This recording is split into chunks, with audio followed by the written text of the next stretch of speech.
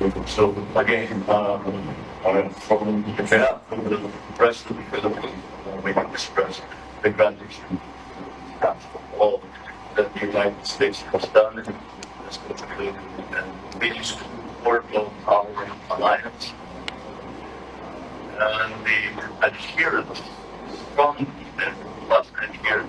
Nakaharap ni Pangulong Ferdinand Marcos Jr. sa Malacanang ang mga miyembro ng United States Congressional Delegation na pinangungunahan ni Representative Michael McCaul na chairman ng House Committee on Foreign Affairs at chairman emeritus ng House Committee on Homeland Security.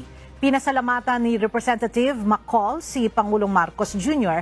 dahil sa patuloy na suporta ng Pilipinas sa Amerika. Pinasalamatan naman ni Pangulong Marcos Jr. ang US Congress sa suporta sa alliance ng Pilipinas at Estados Unidos.